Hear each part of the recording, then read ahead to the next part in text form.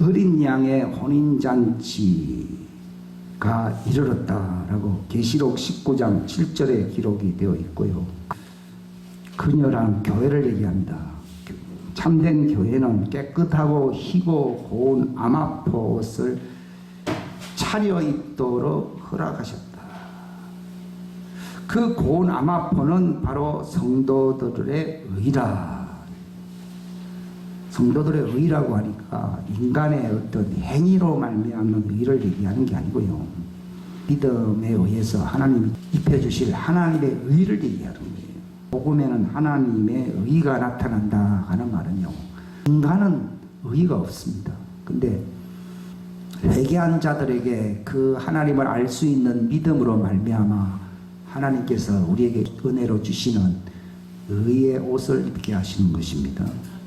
그래서 우리가 거룩하게 된다고 하는 것을 잘못 이해해서 수양하고 극기 훈련을 통해서 되는 것이 아니고요.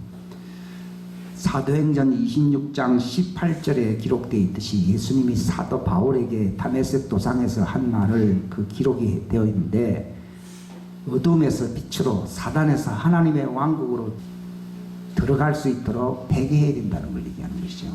회개한다는 말은 빛의 세계로 들어가는 것이고, 그래서 내 안에 있는 믿음이라 돼 있어요. 우리의 믿음이 아니고 예수님이 계시해 주는 믿음이라는 것입니다. 그게 회개한 자들에게, 즉 어둠에서 빛으로 사단에게서 하나님의 왕국으로 들어오는 자들에게 주시는 믿음이 있어요. 이게 이제 종교적인 믿음과는 천양지 차이가 있습니다. 그게 구원받는 믿음인데, 이걸 거룩한 믿음이라고 돼 있어요. 내 안에 있는 믿음으로 그들이 거룩한 자가 되고 이렇게 됩니다. 우리의 믿음으로는 거룩하지 않습니다.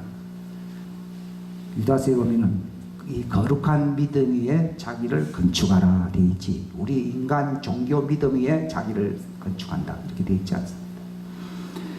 그 거룩한 믿음으로 어떻게 됩니까? 로마서 1장에 보게 되면 로마서의 주제라고 할 수 있는 그 믿음에서 하나님의 의가 계시된다고 그러잖아요. 그죠? 세상 종교 믿음은요, 하나님의 의가 계시 안 됩니다. 즉 그 말은 하나님의 의로움에 거룩함에 참여할 수가 없습니다. 그 복음이라고 하는 것은 그 예수님의 십자가 앞에서 정말 회개하는 사람들이 이 자연 세계가 아니라 하나님의 왕국의 빛의 세계로 들어가는 거예요. 들어가게 될 때에 내가 생각했던 그런 믿음이 아니라요, 하나님이 갖고 있는, 하나님이 판단하시는, 하나님이 사용하시는 그 믿음이 내게 들어옵니다. 들어오게 되면은 어떻게 됩니까? 내가 거룩해지는 거예요. 그러니까 바울이 내가 달려갈 길을 다 달리고 믿음을 지켰다 그랬는데, 대부분 사람들이 믿음 지킨다는 말은 많이 하는데요, 그 믿음이 소위 말하는 자연적인 종교 인간 믿음을 얘기하는 게 아니고요, 초자연적인 하나님의 왕국의 빛 가운데서 하나님이 판단하시고 생각하시는 그 지혜의 믿음이 들어옵니다. 그걸 선물로 주신다고 에베소 2장에 기록되어 있는데, 그걸 받게 되면 내가 변화가 일어납니다. 그걸 예수님이 직접 말씀하셨는데, 사도행전 26장 18절에 이 복음의 놀라운 핵심의 말씀들이 다 있습니다. 그것은 바울이 한 말이 아니라 예수님이 직접 하신 말씀입니다. 거룩한 자가 된다는 거죠. 되어서 그들이 상속 유업을 받게 된다 이렇게 말했습니다. 그러니까 제가 이 말씀을 드리는 거는요, 어린 양의 혼인잔치에 참여한다는 말은요, 예수님과 동거할 수 있는 그 이스라엘 방식의 결혼의 마지막 관문을 통과하게 된다고 얘기합니다. 우리는 그냥 결혼하면 그게 끝인데, 이스라엘은 집을 마련해 놓고 그 신부를 집으로 데려가는 순서가 있고 그 집에서 잔치하는 게 있거든요. 그래야지 그 결혼이 완성되는 거예요. 그러니까 예수님이 그 제자들과 함께 그 언약을 맺었어요.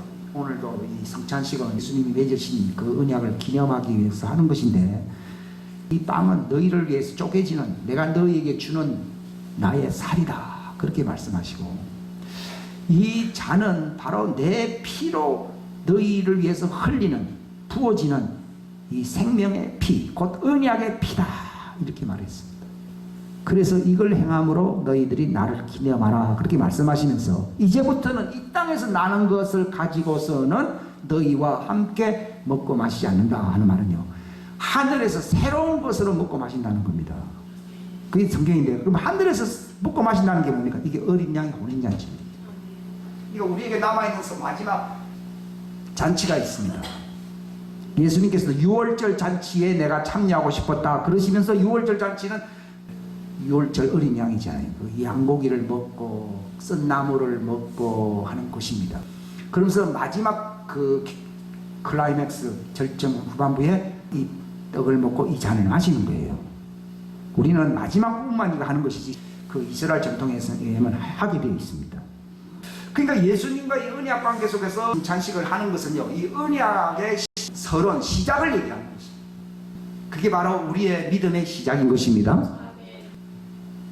바로 예수님이 육체로 오셔서 그 언약을 시작하신 거예요. 그게 믿음의 시작이라는 말이 언약, 기독교의 믿음은 언약입니다.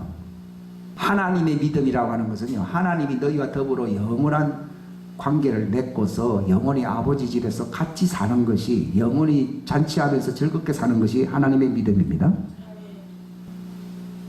그러니까 이 성찬에 참여하는 사람들은 기억을 해야 될 것은, 이것은 시작일 뿐이고 반드시 우리가 목적, 결론에 이룰 수 있는 그 영원한 생명에 이르는 어린 양 혼인잔치에 참여할 수 있는 자가 되시기를 바랍니다.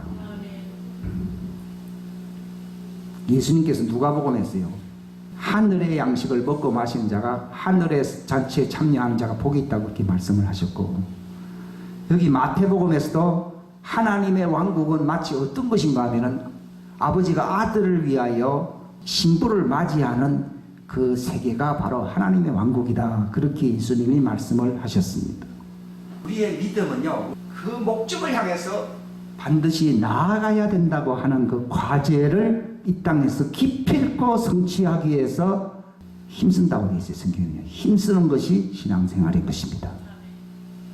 시편 여기 45장은요 혼인잔치, 그 하늘의 그 신부들에 대해서, 그 왕의 오른쪽에 있는 그 왕비들에 대해서 기록을 하고 있는 겁니다. 이게 예언적인 겁니다. 이건 시편 110편 3절에다 보면은 주의 권능의 날에, 권능의 날이라는 말은 예수님이 이 땅을 심판하러 오실 때 그 얘기입니다. 주의 백성이 아침에 태선, 아침에 태, 참 놀라운 표현인데요, 거룩함의 아름다움들 속에서 자원하리니 주께는 주의 젊음에 있으리 있나이다. 이것도 번역이요, 참 이상하게 돼 있던 부분을 이게 이제 제대로 잡은 거예요. 실상은요, 뭐 옛날 성경에는 보면은 뭐 젊은 청년들이 뭐 주께로 나온다고 돼 있어요. 그런 얘기가 아니에요. 이거는 신부들이 그때 주님이 부르실 때요, 아침에 이슬같이 빛나고 밝은 형상으로 변화가 돼서 신랑을 맞이하러 우리가 주님께 나아간다는 걸 얘기하는 거예요. 그래서 이 믿음의 완성을 위해서 우리가 가야 할 그 마지막 과정이 남아있다는 사실을 우리가 꼭 기억을 하시기를 바랍니다. 예. 그 혼인잔치가 하는 거예요. 그게 남아있습니다. 거기서 주님이 다시 먹고 마신다고 했거든요. 이 땅에서 이거는 다락방에서 끝났습니다. 이제 하늘에서 남은 잔치가 있다고 얘기하고 있습니다. 누가 복 있는 사람입니까? 땅에서 예수님이 행하신 이 언약의 성찬을 기념하는 것도 참 복 있는 사람이지만은, 그건 하나의 시작일 뿐이고 완전히 아버지 집에서 신랑과 영원히 함께 살 수 있는 그 마지막 과정을 반드시 통과해야 된다는 거죠. 이 과정이 남아있기 때문에 우리가 정말 분투하는 겁니다. 그걸 바울이 달려갈 길을 다 달리고 믿음의 투쟁을 한다고 얘기하는 것입니다. 바로 그 언약을 완성하기 위해서 정말 나아가는 사람들, 일편단심 주님께 나아가려고 날마다 회개하고 주님 앞에 나아가는 사람들, 그 사람들이 주님을 사랑하는 사람들인 것입니다. 그들이 주님이 나타나시는 그날을 사모하는 사람들인 것입니다. 주님을 기다리는 사람입니다. 우리는 주님을 기다릴 수 있게 되시기를 바랍니다. 그러니까 주님의 나타나심을 기다리는 모든 자들에게 주시는 그 면류관, 왕관이 어떤 면류관입니까? 구원받는다고 하는 생명의 면류, 생명의 면류관은 구원이라는 얘기죠. 그럼 생명의 면류관 없잖아요. 그럼 구원받은 거예요. 아무거나 쓰면 되지 뭐 꼭 관을 써야 되느냐. 그 생명의 관을 못 썼잖아요. 그건 없어. 내가 죽기까지 신실하라. 그리하면 내가 생명의 관을 내게 주리라 그랬거든요. 그게 구원받는다는 거 얘기합니다. 성경에 좁은 길로 들어가기를 힘쓴다고 하는 말은요, 그 어린 양 혼인잔치에 참여하기 위해서 내가 나아가는 모습을 얘기하는 것입니다. 그러면 어린 양의 혼인잔치에 어떻게 나아가야 되느냐 하는 문제가 남아있는데, 그게 바로 예복을 입어야 된다는 것입니다. 결혼 예복을 입어야 된다는 거예요. 근데 여기 마태복음 22장 여기 11절은 왕이 손님들을 보러 들어올 때 거기에 결혼식 예복을 입지 않은 한 사람을 보고 그에게 이르되, 친구여, 어찌 네가 결혼식 예복을 입지 않고 여기 들어왔느냐 하니, 그가 아무 말도 못하거늘 이에 왕이 종들에게 이르되 그의 손발을 묶고 그를 데려 바깥 어둠에 내던지라. 거기서 슬피 흘리는 일을 간다. 이게 멸망한다. 이게 불신자가 아니고요, 뭔가 중대 요건이 미흡하다, 중대 요건이 상실된 거예요. 오늘날 교회 다니면서요, 내가 찬송도 하고 헌금도 하고 내가 봉사도 하고 다른 거 다 하고, 그것과 비교 안 되는 어린 양의 혼인잔치에 그게 영생의 관을 쓸 수 있는, 어린 양의 신부가 될 수 있는, 그분이 왕이 되실 때 내가 왕비가 될 수 있는 그 중요 자격이 뭐냐? 그게 아마포 옷을 입어야 되는 그 결혼 예복인 것입니다. 그 결혼 예복을 준비하라는 거예요. 여기 마태복음 24장에도 보면요, 깨어있으라 자꾸 해요. 저는 깨어있으라는 말이 뭐 기도를 열심히 하고 금식도 하고 주님 언제 오십니까 뭐 이렇게 물어보기도 하고 그런 얘기를 하는 게 아니라요, 도둑이 언제 들어올지를 네가 딱 알고 있으니 도둑이 너 집을 뚫지 못하게 했을 것이다 그러잖아요. 도둑 맞았다는 말은요, 그게 좋은 표현이 아닌데, 우리 신앙이 마지막에 도둑 맞는다는 말은요, 주님이 왔는데 내가 채여서 혼인잔치에 들어가지 못하고 땅에 남겨졌다, 버림받았다 얘기입니다. 물론 그 사람에게 또 뒤에 또 기회가 주어지지만은도요, 그러나 그 자체만으로 볼 때는요, 정말 황당한 일이 나타나는 거죠. 뭘 도둑 맞으면 안 된다는 겁니까? 휴거입니다, 휴거. 즉 휴거는 뭡니까? 어린 양의 혼인잔치에 예수님의 신부가 되기 위해서 올라가는 것입니다. 그걸 도둑 맞으면 안 된다는 거예요. 그걸 도둑 맞으면은 신앙생활 딴 건 잘했는지 모르지만은 아주 중요한 그 부분을 완전히 상실해버린 것입니다. 완전히 보물 도둑 맞은 거예요. 그러니까 뚫리지 못하게 하라는 말은 이게 무슨 말입니까? 내가 언제든지 항상 뭘 입고 있어야 된다고요? 결혼 예복 아마포 옷을 입고 있어야 된다는 거예요. 그 고린도후서 5장이 뭐라 얘기하고 있습니까? 2절 부터 4절까지 읽겠습니다. 우리가 이 장막에서 신음하며 하늘로부터 오는 우리의 집으로 옷 입기를 간절히 원하노니 우리가 옷 입고 있으면 벌거벗은 채 드러나지 아니하리라. 이 장막에 있는 우리가 짐을 진 채 신음하는 것은 벗고자 함이 아니요 입고자 함이니 이는 죽을 것이 생명에게 삼켜지게 하리라. 이 생명의 옷을 입고 있어요. 이게 경건이, 소위 옛날 성경에는 경건이잖아요. 경건을 들어가기 힘쓰라 이렇게 옛날 성경에 그래서 힘쓰라. 이 결혼 예복, 이 흰 옷을 아마포 옷을 입어서 벌거벗은 수치가 드러나지 않게 하라 그 얘기입니다. 근데 제가 이 말씀 조금 하니까요, 옛날에 많이 벗고 있었구나 하는 걸 알겠더라고요. 이게 참 천만다행이죠. 근데 라오디게아 교회가요, 딴 일은 잘했는지 모르지만 너 헐벗은 것을, 네 옷 벗고 있는 걸 모르네. 또 그리고 4대 교회에 주님이 책망했습니다. 살았다는 이런 뿌이다. 지식만 있고 핵심이 없다. 본질이 결여되어 있다는 거예요. 중대 결함이 있다는 것을 얘기한 것입니다. 그럼 중대 결함이 뭡니까? 흰옷이. 이걸 아마포서 흰옷이 없다. 오늘날 다른 건 다 구비되어 있습니다. 근데 뭐가 없습니까? 예복이 없습니다. 교회가 교회다운 것이 뭐가 한 거면 그 흰옷을 입어요. 그러니까 세상 사람들이 왜 교회를 신임하지 않느냐? 왜 초대교회는 핍박이 많았지만은 왜 초대교회에 기대를 걸었고 신임했느냐? 그게 바로 흰 아마포, 흰옷, 결혼 예복을 입고 있었던 것입니다. 그 정도는 뭐 다 알고 상식이 아니냐? 옛날에 저도 그렇게 생각했어요. 그게 아닙니다. 조금 뒤에 말씀드리겠는데요. 예. 그러니까 4대 교회가 형식적이다. 오늘날 나름대로 자기들 실속이 있다는지 모르지만 형식적이다. 형식이라는 말은요, 내가 뭐 봉사를 안 한 사람이 형식이라는 게, 봉사를 해도 중요한 게 있습니다.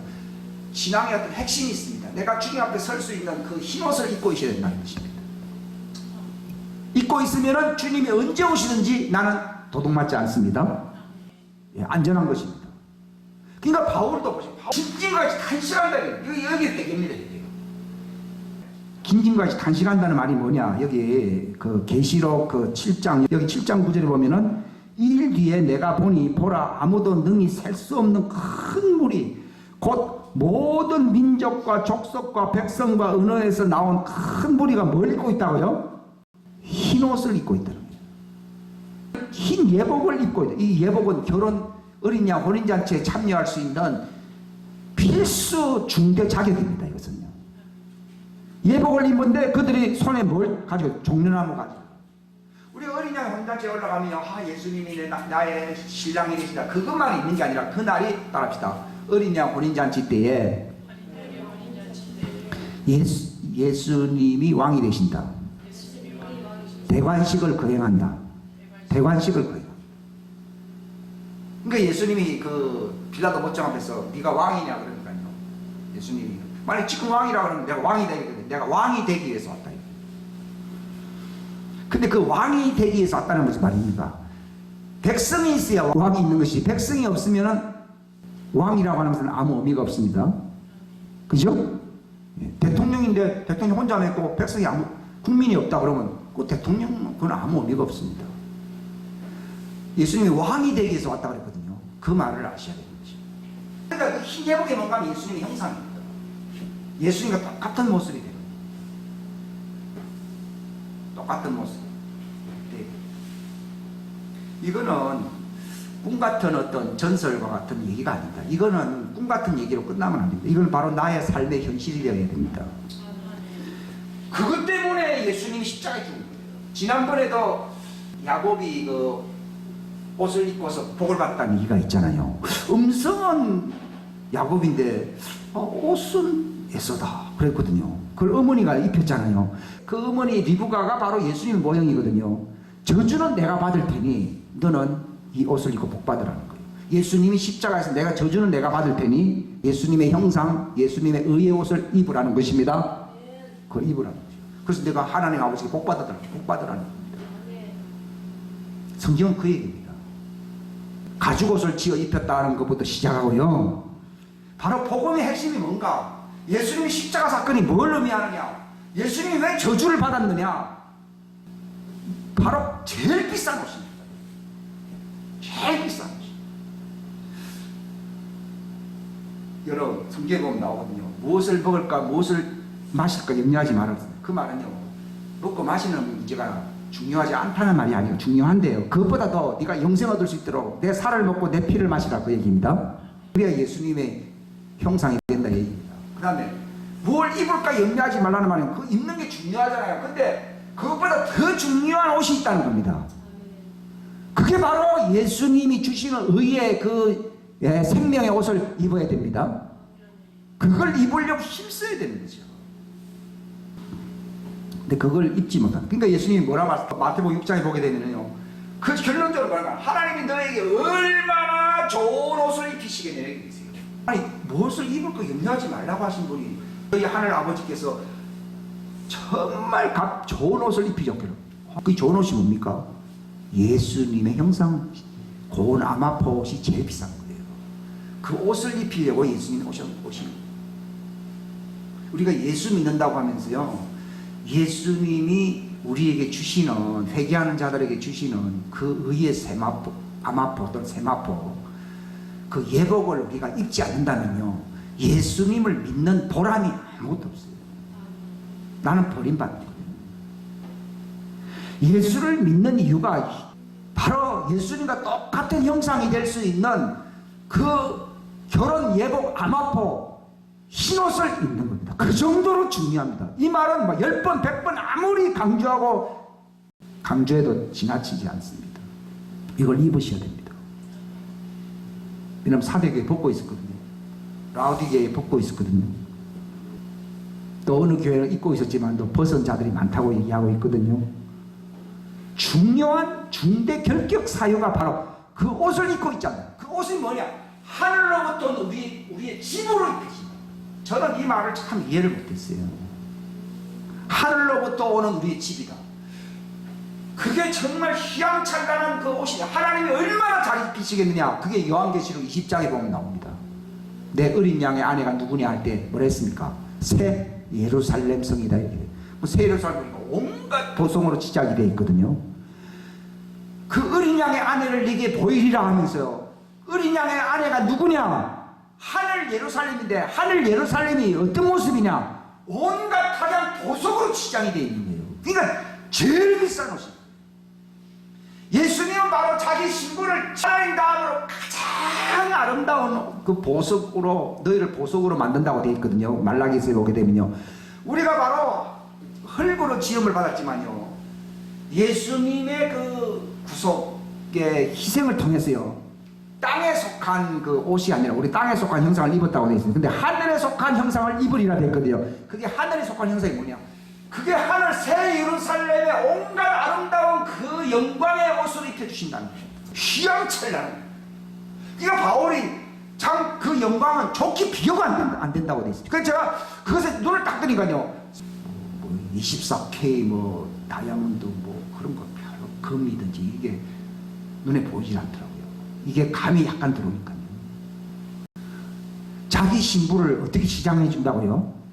하늘 예루살렘에 있는 가장 보석으로 치장해 준다. 말라기서에 보게 되면 하나님께서 너희를 보석으로 깎으신다고 되어 있습니다.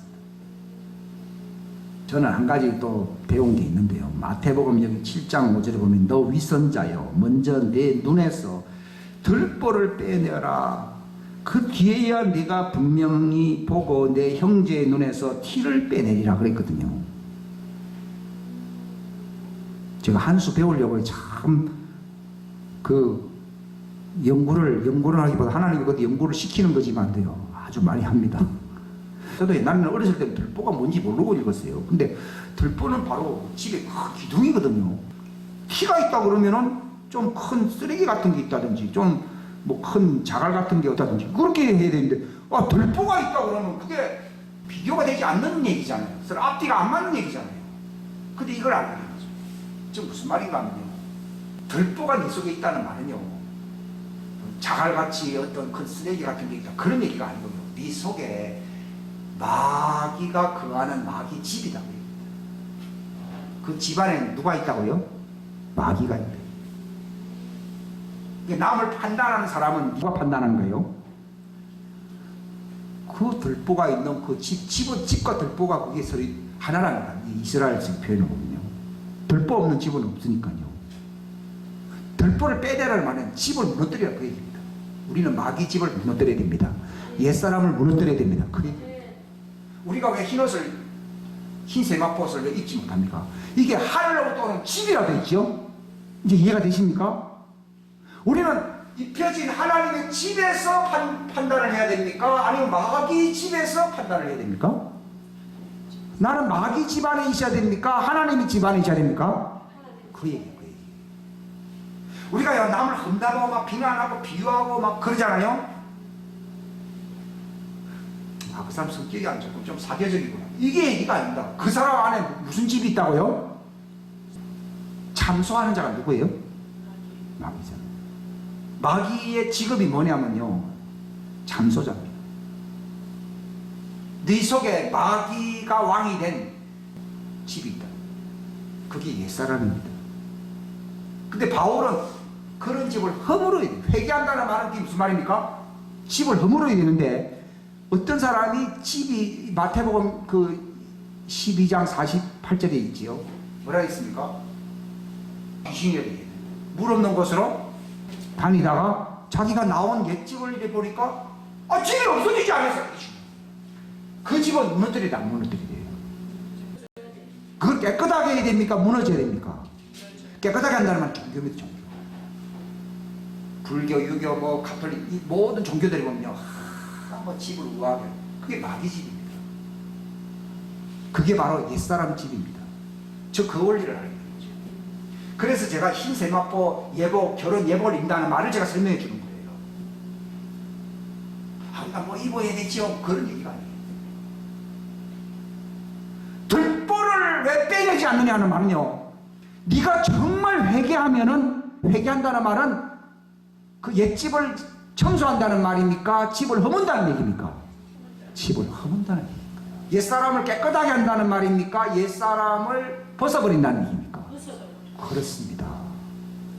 다른 종교는요, 옛사람의 기질을 방을 내게 됩니다. 그러면 그 집에 누가 들어가요? 예. 나한테 집이 안 무너졌어, 여러분. 예수 믿는다고 하면 쫓아냈는데 바로 마귀가 그했던 그 집의 들보를 빼내지 않은 거예요. 마귀 형상입니다. 착한 사람들 많이 있잖아요. 칭찬도 받는데 누구 형상이라고요? 마귀 형상이에요. 마귀가 있는 거예요. 그러니까 깨끗한 어떤 종교인들이요, 더 많은 센 귀신이 들어옵니다. 그래야지 이 사람이 비도덕적인 사람처럼 되는 거예요. 무서운 얘기예요.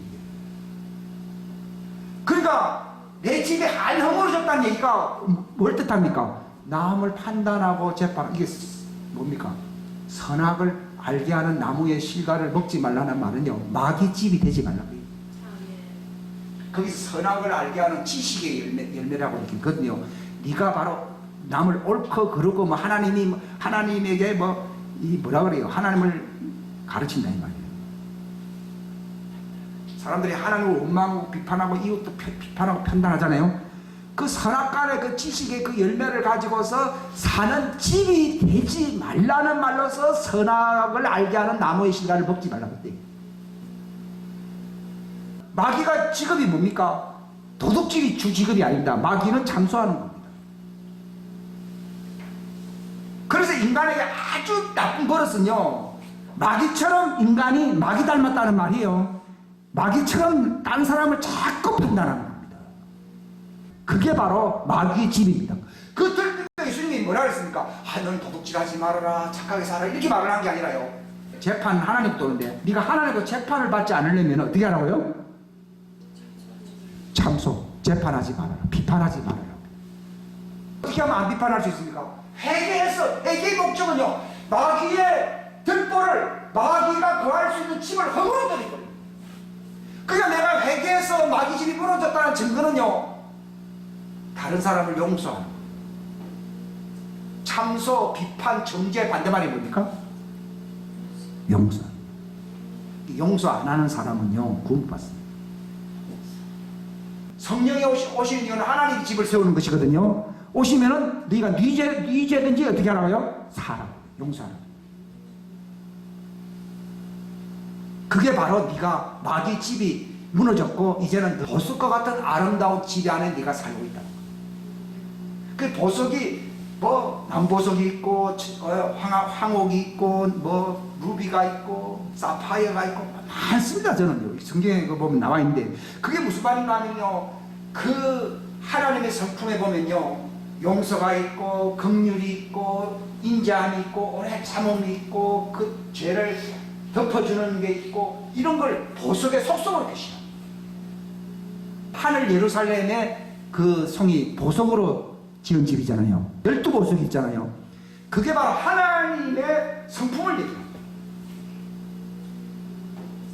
그걸 잊고 있으면 하나님 예수님이 확 데려가고, 그렇기 때문에 너희가 힘써 노력하라고 베드로후서에 보면 나와 있는데요, 그래야면 그분의 왕국에 넉넉히 들어간다고 되어 있습니다. 어떻게 있습니까?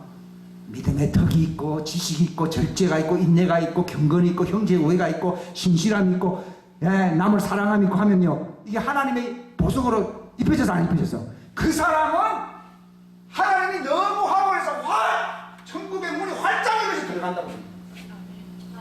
근데 한 가지 겨우 용서할까 말까 이래가면요, 이 구원 받을는지 안 받을는지 참 희미한 거예요 지금. 여러분들 여러분 속성속에요, 남을 조금 그 비판을 하더라도 좀 봐줘야지 이런 마음을 갖고 있다 그러면요, 구원 받는데 상당한 장애가 있어요.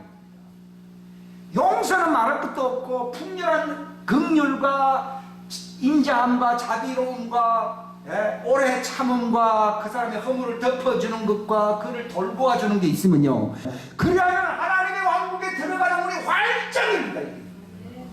보석으로 막 치장된 옷을 입고 있다. 영순인데 영순이에요. 저 사람 절대로 도둑맞지 않습니다. 예수님이 오시는 날에 반드시 유고됩니다. 그게 바로 제가 오늘 말씀드리려고 하는 흰 세마포 결혼 예복이 무엇이냐. 여기 골로새서 보세요. 골로새서 3장 여기 12절 길이죠. 그러므로 너희는 하나님께서 선택하신 자요 거룩하고 사랑받는 자라서 어떻게 돼 있어요? 긍휼히 여기는 심정과 친절. 이건 용서해 준다는 것 이상해요. 이런 사람은 당연히 용서해 주죠.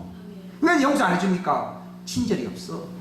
뭐 긍휼, 불쌍히 여기는 마음도 없어. 그러니까 용서, 이 용서에 인색하는 거예요. 근데 보세요, 우리는 어떤 옷을 입고 있어야 되느냐, 이 보세요. 우리 구체적인 거예요. 이거 보석은 어떻게 보면 나타나는 하늘의 어떤 형상, 모습을 얘기하는 것이고, 보석이 제일 비싸잖아요. 하나님 볼 때 제일 비싼 게 뭐예요? 우리 성품이. 하나님 다음으로 제일 비싼 게 뭐라고요? 하나님의 성품이 있어요. 그게 하나님의 보석이에요. 그걸로 옷 입고 있지 않냐면 굉장히 위험해요. 어떤 사람 형제 멱살을 잡고 내가 구워간 돈 빨리 갚아 하면서 하니까요, 그 주인이 이 사람의 빚을 탕감해 무효화시켜 버리잖아요. 하나님이 여러분을 볼 때 제일 가치 있게 여기는 것은요, 당신이 지식을 똑똑한 사람이고 기술이 있고 뭐 능력 있고 수완이 있고 뭘 많이 하고 그거 아닙니다. 성품입니다. 그거는 우리 인간 성품이 아니고 뭐예요? 하나님 신성이래요. 신성. 여기 베드로후서 1장에 보면 뭐라고 돼 있어요? 하나님의 본성이죠. 옛날에 보면 신성의 창조됐죠. 하나님의 본성이 새 예루살렘 보석이다. 바로 우리가 그 보석을 입고 있으면 누구 형상이에요? 하나님 형상이에요. 그게 하나님의 집이에요. 따라합시다. 천국은 하나님의 성품이 풍성이 나타나는 곳이다. 하나님의 성품이 풍성이 네, 충만히 나타나는 곳이다. 어떤 사람이 천국 갔다 오니까 그저 천사들이 있고 뭐 장소가 넓고 뭐 좋은 게 있다, 이게 아니고요, 하나님의 그 성품이 충만하다. 사랑이 충만하고 긍휼이 충만하고 인자가 충만하고, 바로 천국에 갔다 온 사람의 특징이 뭔가 그 분위기에 완전히 압도되는 거예요. 근데 주님은 교회를 세우라고 했어요. 어떤 교회를 세우라고요? 하나님의 성품이 나타나는, 예수님의 성품이 나타나는 집이요. 하늘로부터 오는 집이요. 그러니까 사람들이 그거 보고서 다 뒤집어져. 천국에 압도된다 이 말이에요. 여기가 천국의 지사가 되어야 돼요. 근데 들어가 보니까 남 험담하는 사람들, 욕하는 사람들, 비방하는 사람들은 마귀 집이에요. 마귀 집. 이걸 사단의, 제가 오늘 깨달은 게 그겁니다. 결혼 예복, 흰 세마포, 그걸 입고서 결혼 예식에 참여하는 사람이 어린 양 혼인잔치에 들어가는 어린 양의 신부가 될 수 있는, 구원받는 사람이 되는데, 근데 그게 구체적으로 뭐냐는 얘기예요. 하나님의 성품입니다. 거기서 보석이라고 하는 거는요, 하나 형상으로서 남보석도 있고 무슨 비치옥도 있고 황옥도 있고 뭐 사파이어도 있고 루비도 있고 많습니다. 근데 그게 전부 하나님의 거룩한 성품이에요. 그러니까 우리가 너희는 거룩하라는 말이 무슨 말입니까? 하나님의 성품을 가지라 그래요. 신앙생활에서 제일 중요한 것은요, 우리가 흰옷을 입고 준비하고 있는 것인데 그 흰옷의 정체가 뭐냐는 겁니다. 하나님의 성품이에요. 주님이 알려준 진리가 뭔가 하면요, 보석도 그것도 하나의 상징일 뿐이고, 그 핵심은, 그 진리는 뭔가 하면 하나님의 성품이라고, 그걸 얘기하는 거예요. 하나님의 성품이다. 그러니까 내 속에 하나님의 성품이 없으면 구원 못 받아요. 베드로후서에 나와 있잖아요. 하나님이 어디 참여하는 자가 된다고요?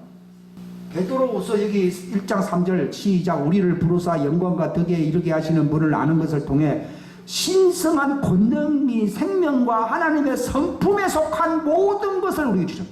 그러니까 하나님의 각종 좋은 보석으로 치장할 수 있는 그 성품과 능력을, 생명을 우리에게 주신다 이 말입니다. 그러니까 하늘에 속한 복을 받은 자라고 얘기하잖아요. 하늘의 그 분위기를 연출하는 게 뭡니까? 하나님의 성품입니다. 우리가 바로 하늘 가족이 될 수 있는 그 하늘 아버지의 성품을 우리도 입을 수 있다는, 가질 수 있다는 것이 축복인 거예요. 그 자들만이 흰 예복을 입은 자들로서 어린 양의 신부가 되고 하나님 아버지 가족의 일원이 될 수 있고 영원히 영생할 수 있습니다. 그게 안 되면 안 됩니다. 이게 그 복 받다 하는 말이요 참 애매합니다. 뭐 복을 준대 뭘 무슨 복인지 뭐. 그 성품의 복. 천국에서 누가 제일 높습니까? 제일 보석이 순도가 높고 하나님과 같은 그 수준의 그 보석을 가진 사람들이, 하나님 성품을 가진 사람이 그게 1등이라고 그러더라고요. 근데 겨우 용서하고 올라온 사람들은요, 그 보석이 이제 그 수준의 차이가 있지요. 그 차이라고 그러더라고요. 여러분, 어느 걸 택해야 됩니까? 자, 디모데전서 3장 16절 여기 기록되어 있어요. 우리 다 같이 읽겠습니다. 시작. 하나님의 성품의 신비는 논쟁 여지가 없이 위대하다. 저는 옛날에 이 말이 이해가 안 갔어요. 경건이라고 해요. 경건은 논쟁의 여지가 없이 위대하다니까요. 도 닦고 뭐 그렇게 힘쓰는 것을 옛날에 경건이라고 생각했는데 이게 뭐 논쟁의 여지가 없이 위대하다. 이 실감이 전혀 안 가는 거예요. 근데 알고 보니 이게 전부 하나님의 성품. 하나님의 성품이 얼마나 위대한 가치를 지닌 보석인지 그거는 논쟁의 여지가 없다. 그 얘기입니다. 이걸 인제 알았다니까요. 하나님이 보실 때 우리를 정말 그렇게 사랑할 수밖에 없고 그를 흠모할 수밖에 없는 것은 우리 속에 뭐가 있어야 된다는 거예요? 하나님의 보석, 하나님의 성품. 하나님의 성품. 너희를 얼마나 잘 입히시겠느냐? 뭡니까? 뭘로 입히신다는 거예요? 성품이에요, 성품. 땅에서는 그런 다이아몬드 같은 보석이 인기가 있지만은 하늘 왕국에서는 뭐가 제일 가치가 있는 것이라고요? 하나님의 성품이에요. 천국은 뭘로 구성이 되어 있다고요? 하나님의 성품으로서 연출되는 거예요. 그러니까 여러분이 그 보석을 어디서 마련해야 됩니까? 여기 있어요, 여기 있어. 뭐 14캐롯이 있고 뭐 급이 많이 있다고 그랬다고. 그걸 어디서 여러분 깎아야 되냐 이 말이에요. 여기 있어요. 없다 그러면 못 가는 거예요. 험담하고 비판하고 하는 것은 하나님의 보석입니까? 마귀의 보석입니까? 이 성경에 나와 있잖아요. 사람의 입이 어떻게 얘기한다고요? 선한 사람은 선한 보화, 이게 동물입니다.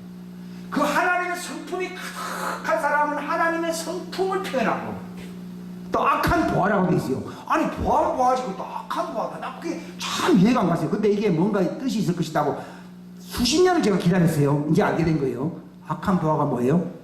남을 험담하는 거. 마귀의 본색을 그대로 진면목을 보여주는 게 뭐라고요? 남을 판단하는 거. 근데 교회 그게 윗선자라고 해요. 교회는 다니고 옛날에 보면은 그 회당은 다니는데 너희는 윗선자들이래. 그 뭐가 윗선자들이래? 너희는 너희 속에 들보가 있다고 했어요. 들보가 있다는 게 마귀집이거든요. 그 증거가 뭡니까? 왜 남의 티를 보고서 티를 빼라고 네가 비판하느냐. 야, 이 말을 인제 알게 돼.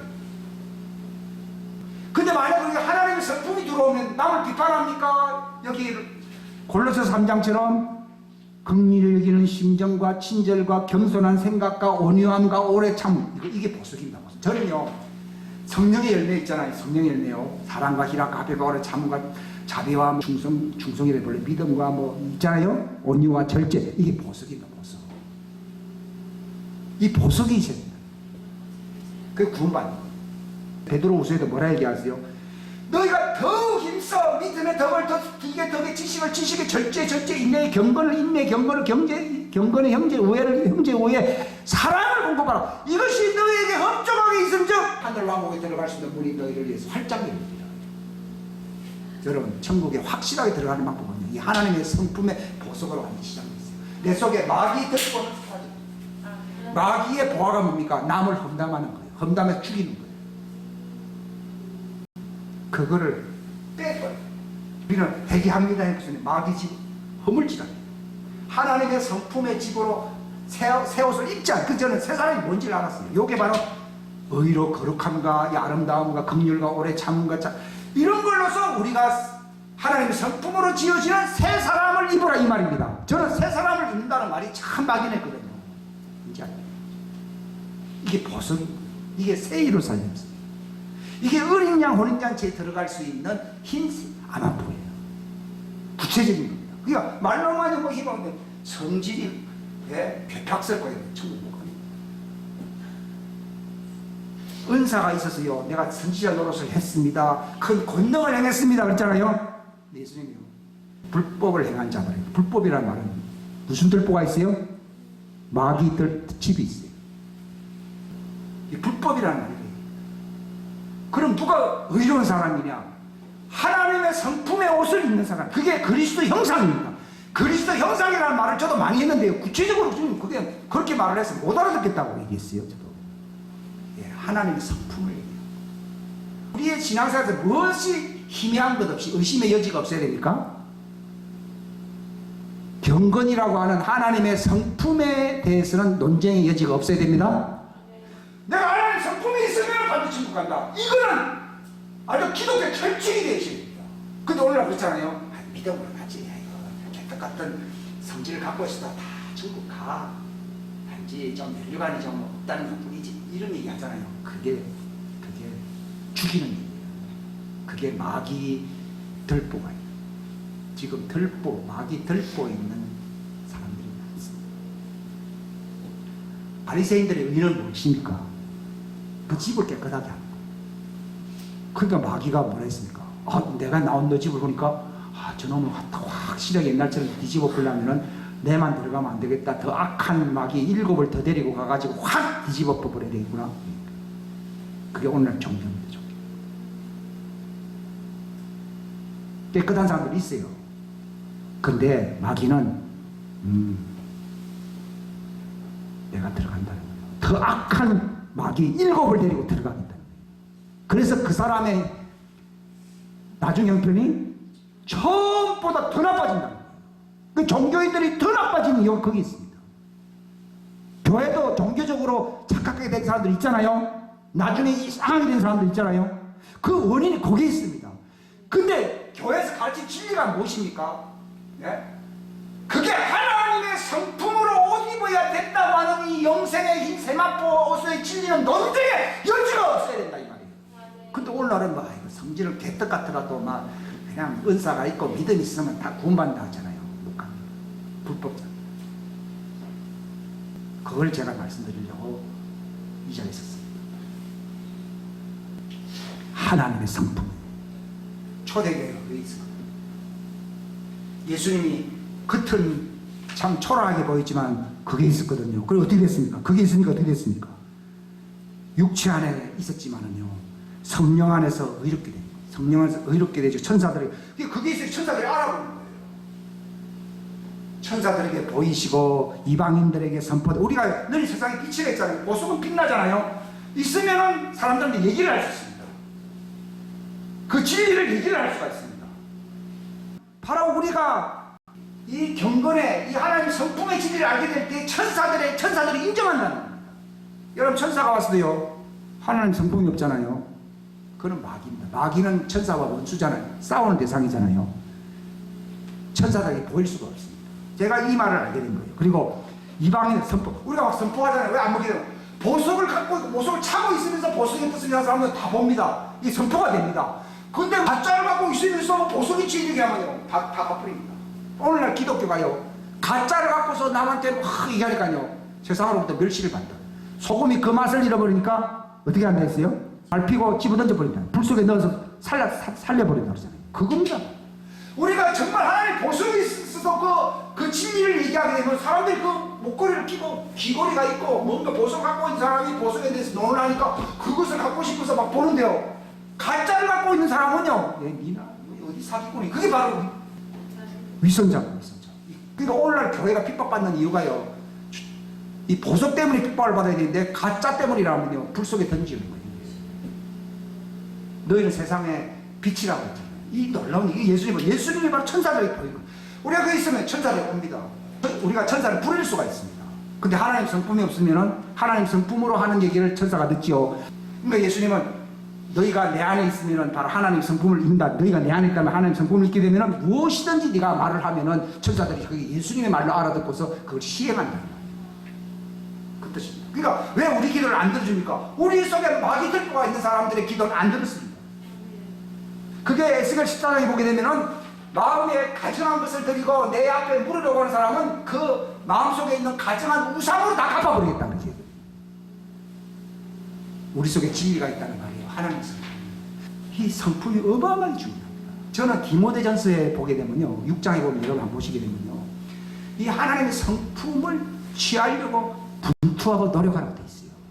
그리고 그걸 영생을 취한다고 되어 있어요. 하나님의 성품을 보석을 취하는데 뭘 취하는 거라고요?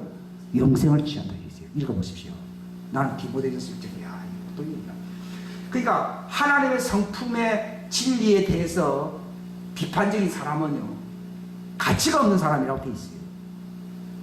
한번 그건 보고 마칩시다. 디모데전서 6장 3절요. 만일 어떤 사람이 다른 식으로 가르치고 우리가 뭐 예수 성질이 어떻더라도 막 그냥 믿음으로 본받는 이렇게 하잖아요. 보통 이렇게 합니다. 이걸 다른 식으로 이게 이단입니다. 이게 이단인 거예요. 네? 다 뭐죠?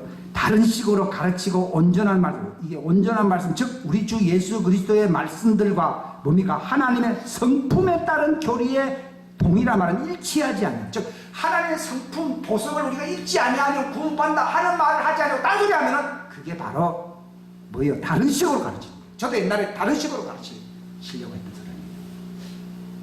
하나님의 성품의 교리와 역행해 버리는 거예요. 이 무서운 얘기예요, 이게. 온전한 말씀, 우리가 온전한 완전한 하나님의 사람을 만드는 것인데, 우리 주 예수 그리스도의 말씀들 곧 이게 돼요. 말씀들 곧 하나님의 성품에 따른 교리에 일치한다는 거예요. 동일한. 일치하지 아니하면은 뭐라 했잖아요. 그건 교만해지 버려요. 내가 하나님 성품이 딱 일치하면서 내가 하나님 보석 입지 않는 영생 못 받는다. 그래서 내가 회개하는 이유가요, 하나님의 성품으로 옷 입지 못하는 것이 두려움이 있기 때문에 회개하는 거예요. 그런 사람들은 겸손합니까? 교만합니까? 겸손합니다. 그렇죠?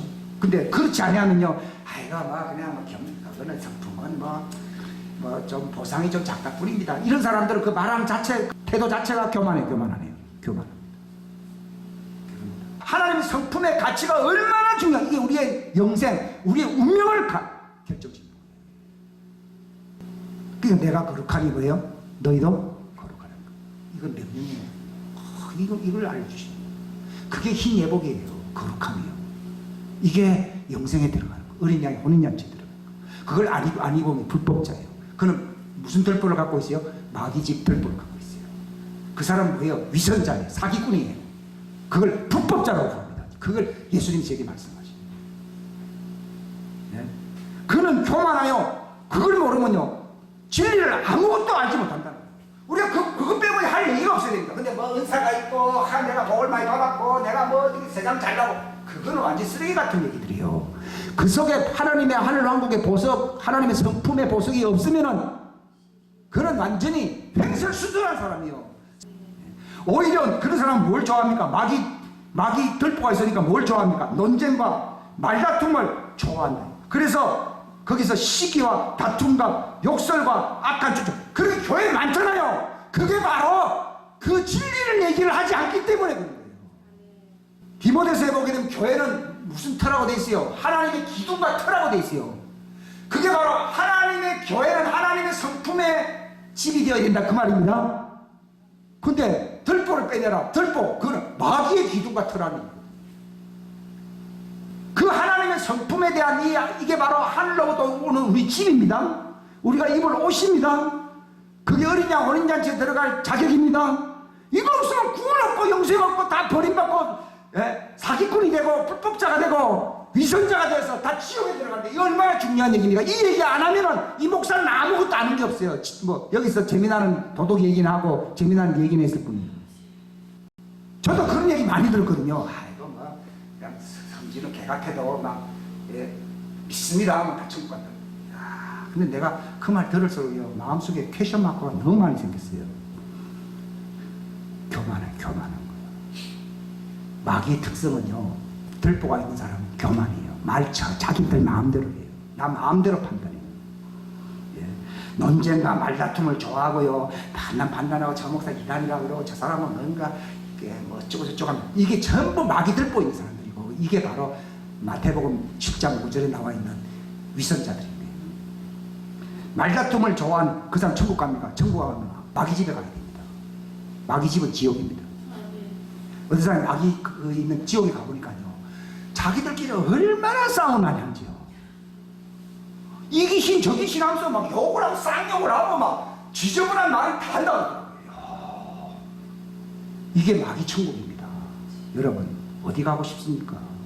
그 보화를 갖고 있는 사람은요, 악한 보화에서 악한 말을 하고, 또 하늘로부터 좋은 보화를 쌓아놓은 사람은 좋은 보화는 하나님 왕국의 보석, 그건 흰색 맞고 하나님 성품이잖아요. 하나님의 성품을, 그러니까 네 말로서 정죄함을 받고 네 말로서 의롭다함을 받으리라. 그 사람의 말은 그 마음에 가득한 무슨 보화를 갖고 있느냐에 달려있다. 근데 마귀의 보화의 1호가 뭐라고? 논쟁과 비판하고 남 투쟁하고 하는 거예요. 이게 반드시 지옥 갑니다. 그런 사람이 남을 용서해요. 싸우기 좋아하는 사람은요, 싸우기 좋아하는 천국이 있어요. 그게 마귀 지옥 천국이에요. 거기 가면 됩니다. 이로써 그는 시기와 다툼과 욕설과 악한 추측이 생기며 또 마음이 부패하고 진리가 없어 이득을 이러려고 그러잖아요.